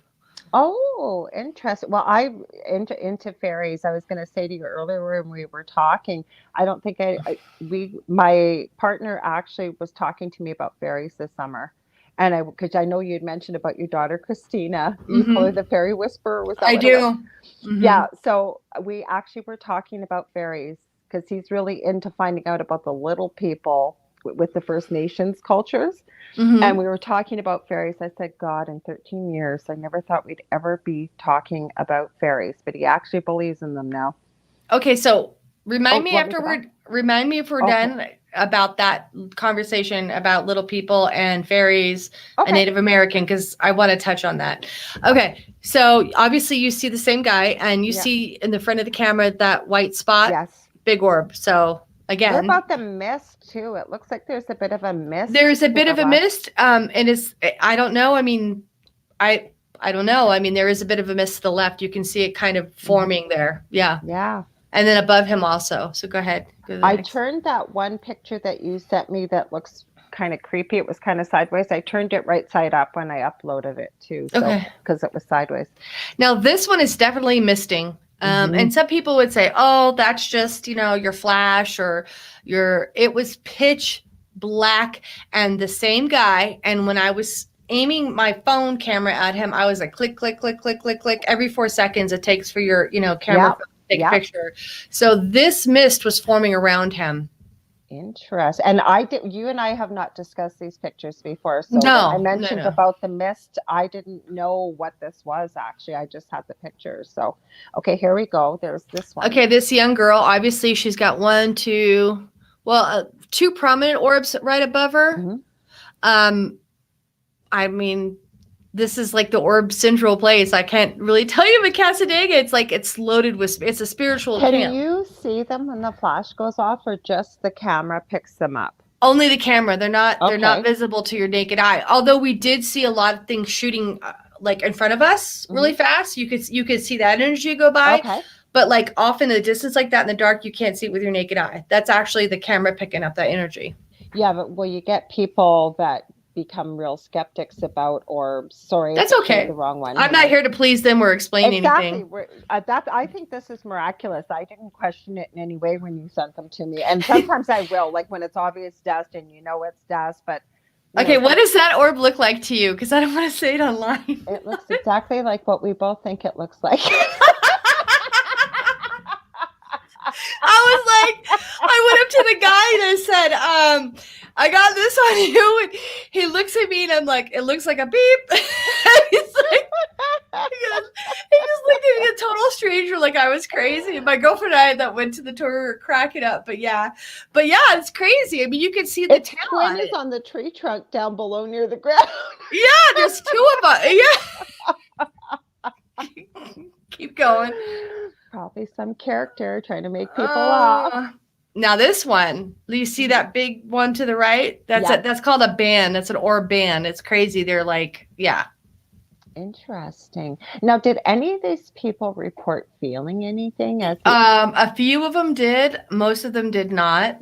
Okay. But I will tell you, if you can see where he's standing right behind him, there's like a cutout in the grass, and you're supposed to stand on that. When you stand on that, it's almost like you're entering a portal because the energy shifts from like this dimension, and because behind that it's all swamp and stuff, right? I was like looking it back at me and like, there better not be a damn snake or an alligator coming up on me. Like I'm not gonna be too happy, right, if I get like eaten by a gator doing this. But yeah, it was like crazy. But yeah, that was it. The energy here is, if anybody has a chance to go to Casadega, they're having their big bonanza in February with tons of vendors, and the spiritualists and the readings are not cheap, but I had a reading as well when I was there, and that was interesting too, but it was an incredible experience. So you want to go to the next one? Nice. Okay, we'll go to the next one. So this lady was so sweet. We kept in touch. Oh, and by the way, my girlfriend tells the lady who's giving the tours that I'm a medium, and a clairvoyant. And so after that, it was like, it's like being in the military and having prior military experience, and like, oh, April was in the, Air Force. Oh, she can be the squad leader. I'm like, oh, I don't want to be the squad leader. So she's like, April's a medium. And so the lady's like, April, what do you feel? And I'm like, oh gosh, I don't want to I just want to be a layman right now. I just want to just turn it all off and just be, enjoy. Right? I wish. She's a doll, this woman, but that's a rainbow orb as well. Like you can see like the different colors, and people like, oh, that's just like, your camera picking up. Her hand moving. Okay, you can see like a house behind it kind of with the lights on. Yep. But this area is pitch black. So the way it looks so like bright is because people were like, I waited till everybody's cameras were done, and then I clicked this. And it's like she was holding this. It was incredible. And I wish I had some of the pictures that there's literally the guy's face that they made a bust out of, and they put it like on a plaque, the Colby man. Right. And there is a picture that this woman has of his face materializing next to this in the middle of the night. It's like, I have never seen anything like this before in a picture. It was insanely accurate. It was him. It's no doubt about it. The mustache, the old garb, with the tie and just, it was insane. But go ahead. Wow. Here, let me go up here. So at least I figured out what to do. I've done this once before. Oh, no, we want to show it. Show us. There we go. Okay, now, can you blow that up at all? I don't know. Let me see if I can. I don't think I can. Okay, so the viewers, if you can bear with me here. If you look at this girl, look to the left of her. If I'm looking at her, I'm looking to the left of her. There is a dragon head. Oh, I know why you're saying it. Yeah, because we can hardly see it. But you can barely see it. But that dragon head wraps entirely around her body and comes out, and you can see it coming from the ground. It's incredible, this picture. I took this one. I took them all, the ones that we showed you. But this one, I was like, I saw it, and I showed the lady that's going to tour. I go, what is this? And she goes, I've never seen anything like this. I remember. Yeah. Because when you see it, you can see it clearly. Like you can see the outcut of the ears. The head looks like, comes down like this. You can see the eyes. Like it's crazy. Maybe what I'll do, I'll try and post the pictures, if with your permission. Maybe I'll try and post them with the announcement on my Facebook page and in my groups. I have Paranormal University and the Angel Rocker Tribe, so I'll try and post these pictures too, so people can have a better look and see what you're talking about. I think that's the same one. There was two of them, so. Yeah, you can go to the next. Yeah. The other one I sent you, I enlarged it. This is the same man and woman, sweetheart. You can see the orb flying over their head. Just a little standard orb, like they're standard, right? This is the one I righted because it was sideways. Okay, so now that is my thumb, in all full disclosure. So this could be a double exposure. Yeah, I don't know, but what trips me out about it, the pictures before it, which you can still see my thumb, and the pictures after it, because remember, I'm going click, click, click, click, and all these people. It's clear as day. You can see the guy. You can make out. But this one, there is something behind him, almost mimicking him. Now, when we had our orientation for the tour, she had several pictures she showed us of spirit behind people standing in that spot behind them, mimicking them. Well, if it was a double exposure, though, you would think the tree would be double exposed as well. Oh, that's good. See, you're so smart. I agree Yeah. with you. So I think, and this guy was trying to impress this girl he was dating that was there, and she was terrified. And he had brought ghost hunting equipment with him and had no idea what the heck he was doing. And she was like, she kind of stuck by me because she's like, oh my God, I don't know what he's going to bring home. I'm so afraid. And Yeah. blah, blah, blah. So I told her a few things to do. And I looked at him and I said, you know, do you believe in like a higher power?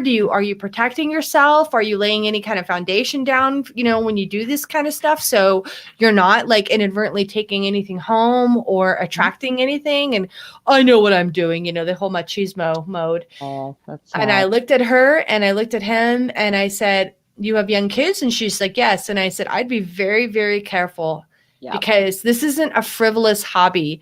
Absolutely. People get hurt. You can't just go out. You can, but you don't know what you're going to bring home. So you got to be careful. Okay, so I'm going to give an analogy very quickly, and I use this very many times on the show. Doing what this young man is doing, and those are the kind of people that usually contact me for help. They're in their 20s, maybe 30s. 30s. Okay, but they don't know what they're doing. And they're mimicking what they see on TV. They're possibly a bit of a loner. And then they take something from the place they went to, or they do something ridiculous. They don't protect their energy. And then all hell breaks loose at their house and they need help.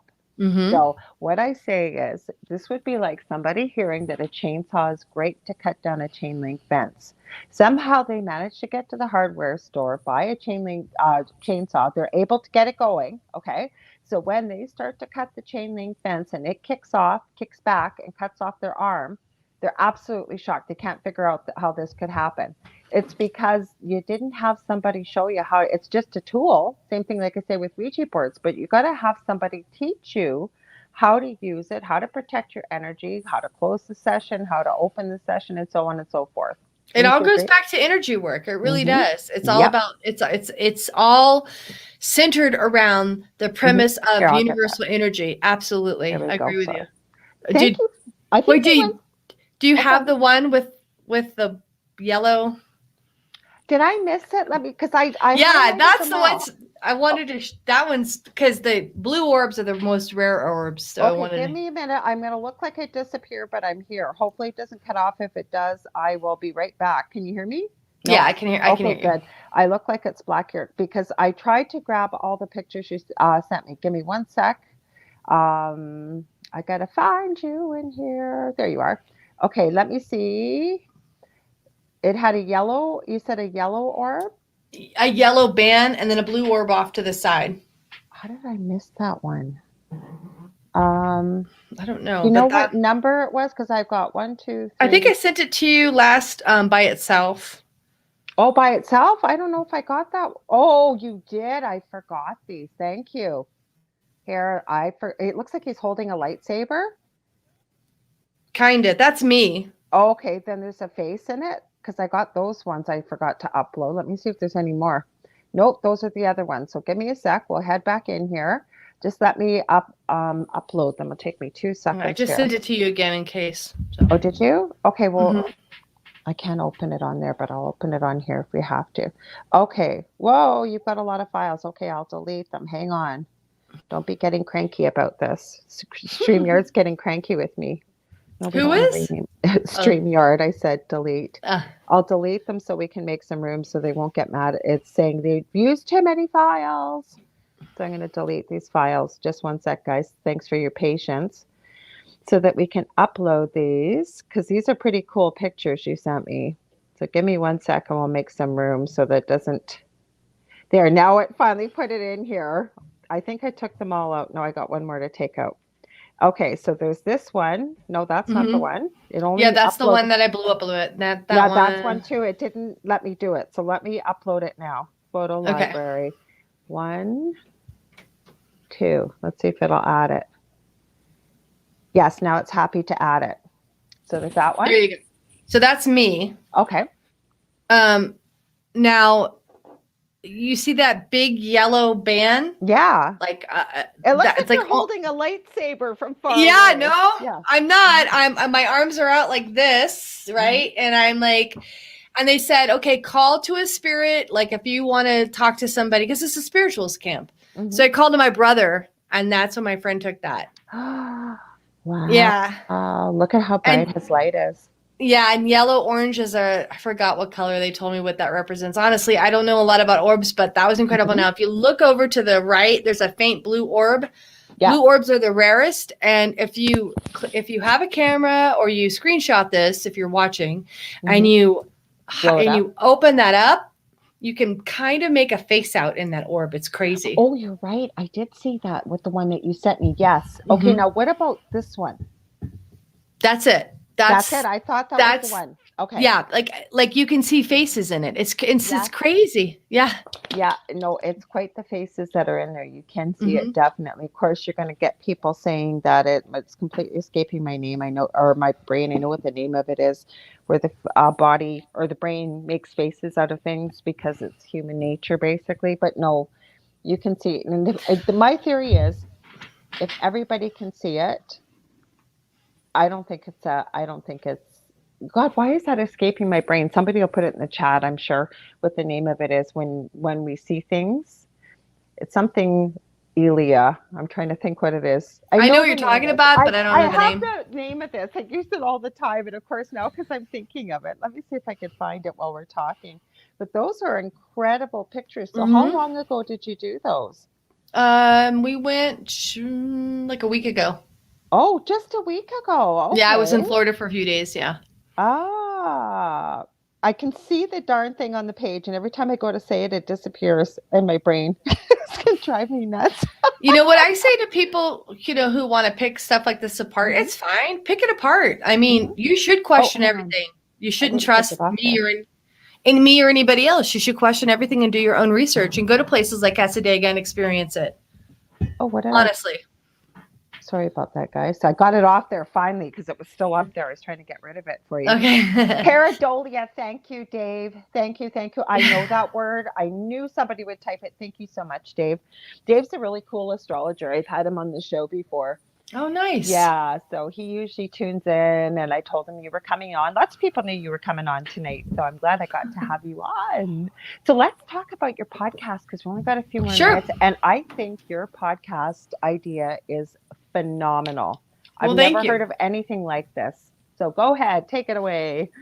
Well, it's going to be on the Forbidden Knowledge News Network. It's launching in February. I don't have a hard date yet. I'm still looking. I'm still trying to gather together the panel for the first show. So, unlike a lot of podcasts, will have a couple hosts, or they'll have a host with a couple, maybe one guest, two guests, whatever. So, I'm all about approaching anything that I do with reality, like a reality as far as like research and really understanding and unpacking that, right? So when I want to do a podcast is a podcast is a podcast, right? So I want to do something that's different and also Yes. credible.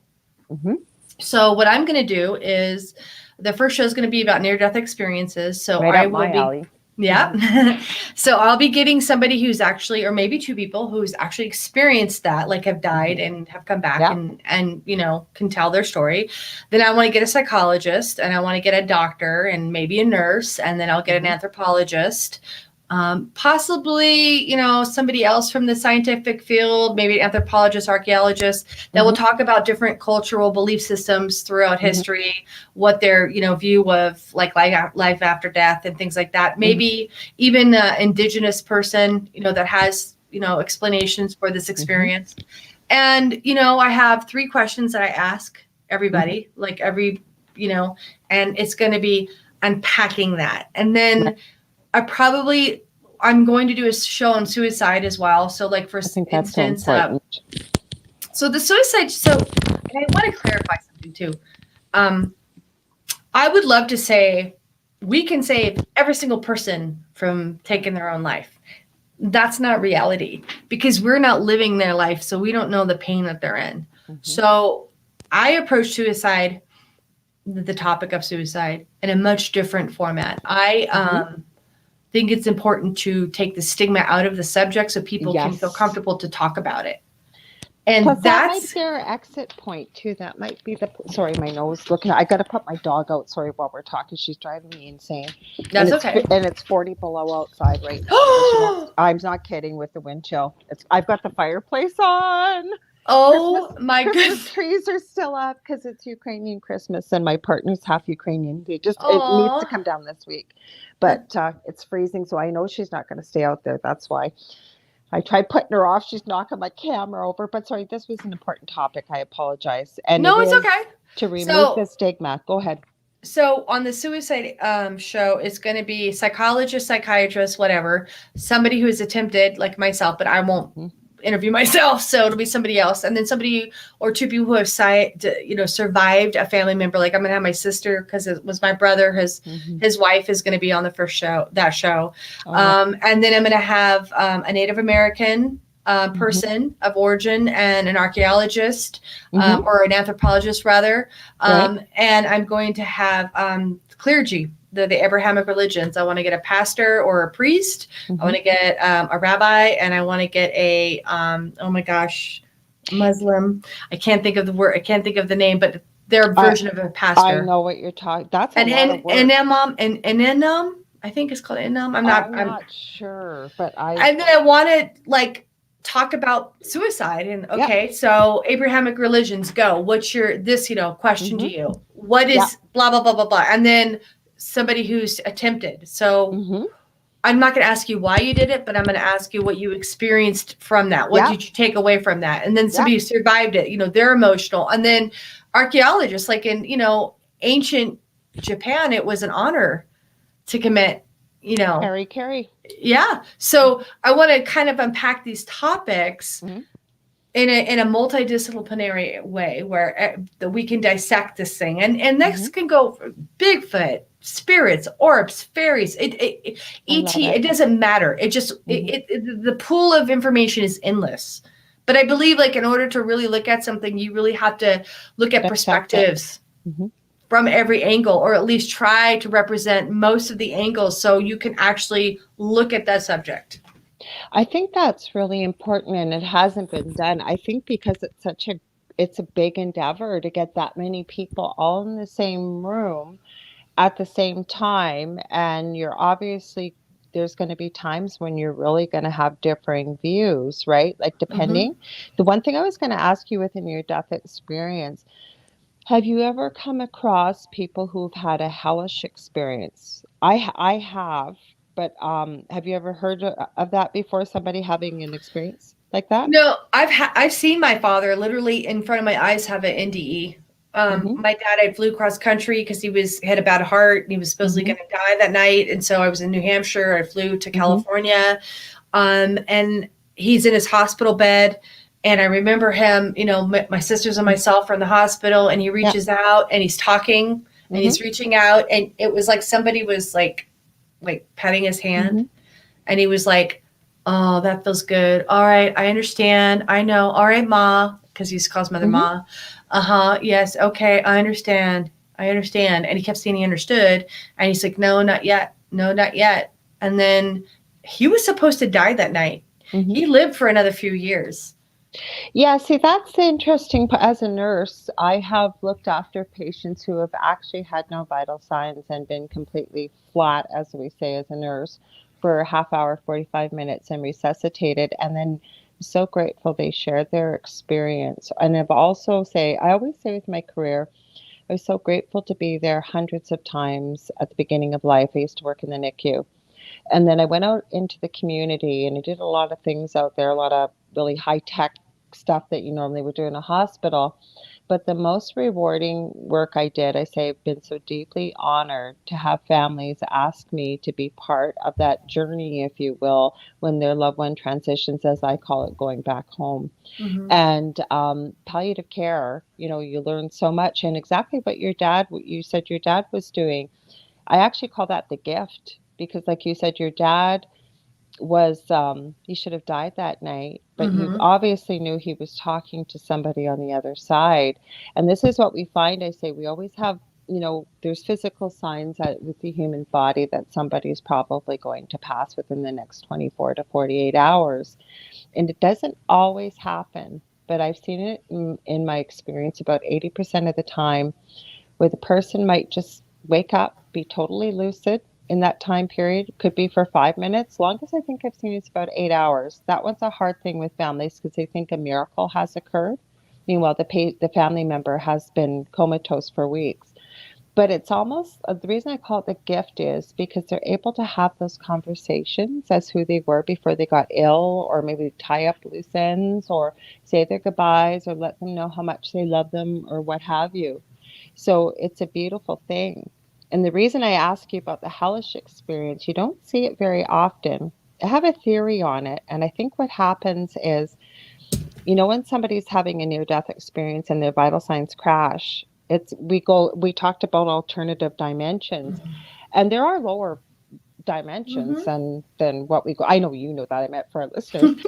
So I think what happens, and I've talked with quite a few people about this, is their vital signs aren't completely absent.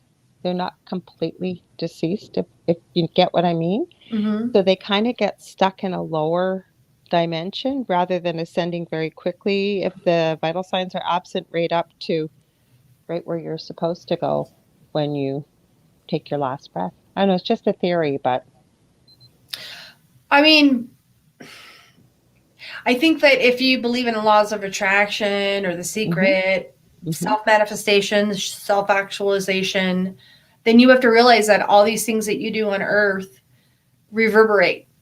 hmm And so I'm not saying they were bad people and they hmm deserve to go to hell or have a bad experience, but what if they were and didn't do some great things or had a lot of guilt because they never rectified those wrongs that they perceived they did, and they were scared or they were in a place where they had to face that and it without could the be. possibility So of I'm going to rectifying. send this to you after the show. There was one story that really got me, and it's of a guy that was in the military, and he was pretty low down on the totem pole, and he had a few little higher up people above him, and they had gotten leave over the weekend. And these guys all spent their money in alcohol or whatever. They were all young guys having a good time in there. So they had to stay back at the base. And one of the guys, I guess, had a camera and was going around snapping pictures. And as this guy tells the story, they end up in this place he didn't know was in the barracks. And there was a noose hanging down. And one of the guys said, "Wouldn't that be great with my last picture if we took a picture acting like somebody was kind of hanged?" And him being the young guy, the naive guy, they got him to do it. Now, he didn't know they had all made an agreement that someone was going to pull the noose. And that's what they did. And so he said he was just breathing in as they did it. Next thing he knew, he said he's sitting on the bunks with them, and they're all talking. He remembers that one of them was bugging the other guy for a stash of Snickers and kept saying, "Can I have a Snickers yet? Can I have a Snickers yet? Can I have a Snickers yet?" And he's going on and on and on talking. He didn't really say a lot. He said he was just listening to the conversation because he didn't know he had passed away until somebody said, "Hey, so and so, I don't think he's joking." And he looked over. He said he saw his body. He was completely blue, noose around his neck. And then he said, next thing he knew, he was in a complete black hole. And he talked about the hell experience. He talked about how he was rescued. Now, again, he didn't share his whole life story. He became extremely religious after this experience. But it was certainly a fascinating story. And I've heard it from other people with studying this for about 40 years. It doesn't happen very often. But again, are we ever going to know the answers, right, April? I always say until we all transition back home ourselves, that's when everything will probably become crystal clear, right? I mean, I'm not afraid of death. I don't want to Mhm. die right now. I mean, I, Neither do I feel I. like I have a lot to offer hmm and live hmm still. hmm But you're gonna laugh at me. I want to know who killed JFK. That's coming out. That's coming I out. want to know who killed Marilyn Monroe because I don't buy she died Oh, suicide. I no, not at all. Like Not I want at to know all these all. like stupid pop culture, like who done it. Like, and when I die, I'll get to know all that stuff, and then I won't No, care but you because I'll want be to know dead. now. Well, Julian Assange apparently released the wiki file or all of his WikiLeaks. So I think there is something in there in JFK. I'll have to send it to you after. You can take a look. But I wasn't looking for it, but I saw the postmortem pictures of Marilyn Monroe and I said, nope, she didn't die the way they Oh said. no. No, she did not. Mhm. And I haven't I've had who did I have that was famous that came to me once? Honestly, it's terrible, right? I should know this. It's I grew up okay. in California, so I don't really like Hmm. actors and stuff to me are Hmm. like I've met many. I'm not impressed. They're just people. I don't see They them are. as like, Yep. Yep. So, They're just people. but who came to me? It was a pretty big actor that Hmm. was been deceased for a while. I can't even remember. It was a male. Hmm. We had a conversation. Hmm. Um, but they're just people. Hmm. That's all they are, you know. And Uh, go ahead. all I was going to say is I have an acquaintance that I know that runs a website channeling Eric. She has 5 kids, and her middle son had severe Tourette's and really severe bipolar, and he committed suicide at the age of 21. And she was an atheist. She's a doctor. Never believed anything. Her parents didn't believe in anything. But after Eric died, all these things started happening to the family that they'd never seen before. Her father, who was also a physician over in Europe and very staunch man, only believed in science, called her and said, I think I'm going crazy. And she said, why? And he said, because I just had Eric appear to me what he looked like when he was 4. And he sat on my lap, kissed me on the cheek, and said, I love you, Papa. And they were having all kinds of things like this. Long story short, she now knows that life exists beyond the grave. But what she does through various mediums is she interviews famous people through the medium and asks questions, and she gets Eric to bring along the person. Now, whether you believe it or not, I'm not doing a great job of telling it, but when you check it out, it's pretty interesting. Well, this is what I say to people who are religious, Hmm. because it doesn't really matter what background you come from. If you believe in God, Allah, Hmm. Yahweh, whatever you want to call that entity or that Hmm. creator, you're going to have a very uh, pre-perceived vision of life, right? Hmm. Um, it baffles me Hmm. that because heard you say about 3 times during this talk that like, oh, there'll be people who like look at that and say, oh, it's just your flash, or it's or they're not going to believe us. And it's not like I'm just trying to be a jerk and say I don't really care, but I mean I don't really care because you cannot change a person's core belief system, and it's not up to me to change that. Absolutely I'm not right. here to like. You should question everything. You should question Hmm. me, check me out. Hmm. Check me out online. I'm And I nothing have exciting. respect for people that do that because, I really do have respect for people that say, don't believe what I have to say. All I hope that this something resonates with you that you'll take a look and you'll check it out for yourself. Exactly. So my point in saying this is this: if you're a religious person and you have a doctrine that you believe in, okay, Hmm. that's amazing because that means that you believe in a higher power and that you subscribe Yeah. to a positive influence in this universe. And God knows we need this, Yeah. okay? That's great.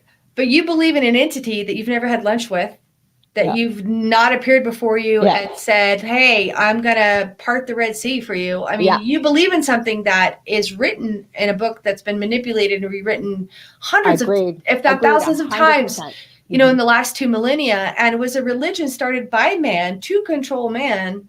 And I'm not speaking out of turn and I'm not speaking against anything because I respect anybody's belief system. Don't feel bad because I feel like you've been visiting in my head because I've used those words word for word myself. Sorry, carry on. What I'm saying though is that when we were hunters and gatherers and Hmm. running around the earth and shooting arrows at beasts and killing them and living off the land, there was no religion. Hmm. If there was, it was pretty much pagans, which believed in like the earth, the Gaia, the Hmm. respecting the planet, Yeah. indigenous belief systems, right?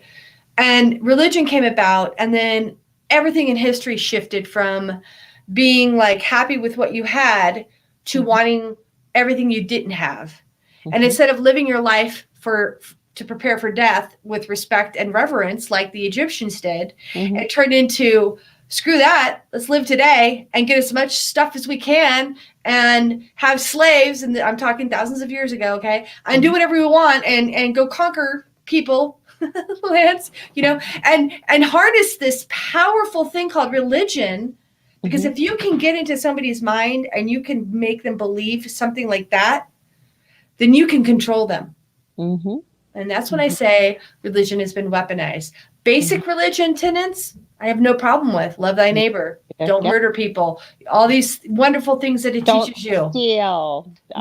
And God, according to the Bible, and trust me, everyone who's listening in the South especially, my grandparents are from Oklahoma and Arkansas. I grew up in a very Southern Baptist church. I have studied that Bible from the time I could read until the time I just walked away from it. And I will tell you that God says we're not supposed to judge. That's his job. That's I say all the time. And not my job to judge. And who are we doing? What are we doing? We judge each other all the time. All the time. It's judgment. All the time. Just got a different label. I wanted to remind you, because we just got a few minutes left. You wanted me to bring up about little people, you said. Oh, yes. Yes. Where was I going with that? I was talking. Oh, good. I know where I was going. Okay. So I have to think sometimes. My head goes 1,000 miles a minute. So little people. Now, giants too, right? Existed. Of course, all these creatures that you had brought up existed at one point. We have physical evidence. We have little people. We have what's it called? Gigantism? What's that gene? Gigantism? Yeah, where it makes you grow. These genes didn't come from nowhere. They have to come from somewhere. They're not just like random where like, oh, we have, little people and we have people that are like 7 feet tall, 8 feet tall. All of these things that people want proof of. I mean, if you really want proof, go knock on the Vatican door and ask them for the secret vaults, or go to the Smithsonian to their warehouse and go check that out, because they have giant bones. They have evidence of fairies. They have evidence of gnomes, which, by the way, I saw your gnomes back there. I am a gnome freak. Love gnomes. Christmas. Yeah. See, yes, we have so much in common. Yes, they're falling off. I love gnomes. I have to show this guy. This guy I made right from scratch. He's not a doll. This is my partner Dell's co-host. He calls him you. So when he says hey you, so he kind of looks like from ZZ Top, but he actually is a gnome without all the glasses.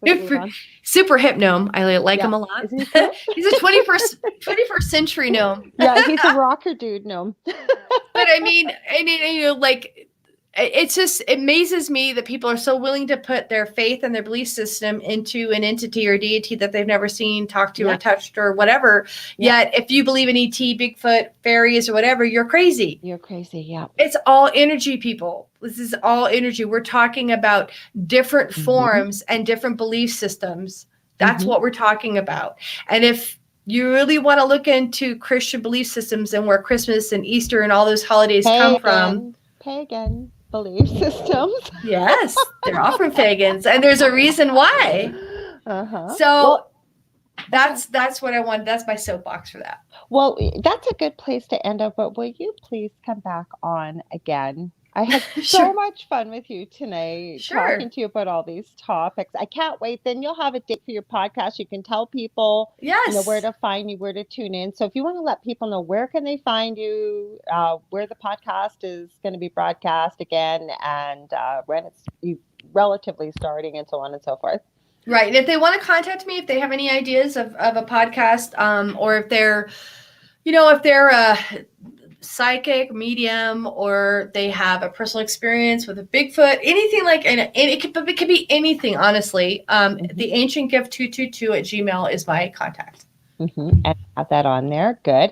And the network again, because I've been trying to nail Chris down. Now I got you as a contact. I'll be able to nail him down, because we've been trying to have each other on each other's podcast now for I don't know how long.